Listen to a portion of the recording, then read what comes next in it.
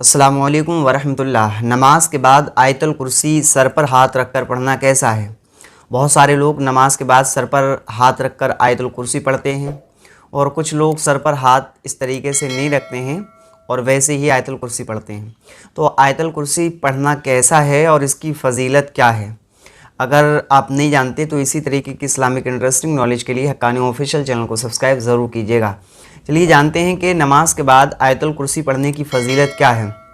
तो रिवायतों में आता है जो शख्स पंजगाना नमाज अदा करता है उसके बाद आयतल कुर्सी पढ़ने का वो अपना एक मामूल बना लेता है। यानी जब भी नमाज हुई और उसने सर पर हाथ रखा इस तरीके से और आयतल कुर्सी पढ़ना शुरू कर दी, तो जो शख्स अपना ये मामूल बना लेगा आयतल कुर्सी पढ़ने का, तो रिवायतों में आता है कि उस शख्स को जन्नत में जाने से मौत के अलावा कोई चीज़ नहीं रोक सकती।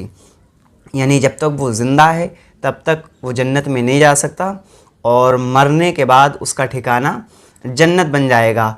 और औलिया अल्लाह और मशाइख इरशाद फरमाते हैं आयतल कुर्सी के बारे में कि आयतल कुर्सी में 50 कलमे हैं और हर एक कलमे में 50 बरकतें पोशीदा हैं। तो लिहाजा नमाज पंजगाना अदा करने के बाद जो शख्स सर पर हाथ रख के आयतल कुर्सी पढ़ेगा तो यूँ समझ लीजिए आपके उसके लिए जन्नत के दरवाज़े खोल दिए जाएंगे और उसके लिए जन्नत का ठिकाना बना दिया जाएगा। एक हदीस पाक में आता है कि प्यारे आका करीम सल्लल्लाहु अलैहि वसल्लम जब अपने बिस्तर पे जाते थे, हज़रत अबू हुरैरा फरमाते हैं कि जब मेरे आका बिस्तर पर तशरीफ़ ले जाते और टेक लगा लेते थे, उस वक्त तक नहीं सोते थे जब तक आप आयतल कुर्सी पढ़ ना लेते। यानी प्यारे आका सल्लल्लाहु अलैहि वसल्लम सोने से पहले आयतल कुर्सी पढ़ते थे।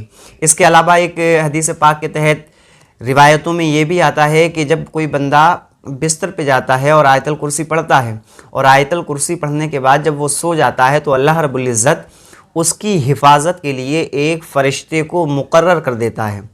यानी आयतल कुर्सी पढ़ने वाला जब सोता है आयतल कुर्सी पढ़ के तो उसके लिए अल्लाह एक फ़रिश्ते को मुकर्रर करता है और जो उसकी सुबह तक हिफाजत करता रहता है।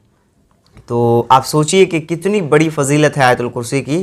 तो ज़्यादा से ज़्यादा आयतल कुर्सी पढ़ा करें और इस आयतल कुर्सी पढ़ने की वजह से आप शैतान और शरीर जिन्नातों से भी महफूज रहेंगे इंशाअल्लाह ताला।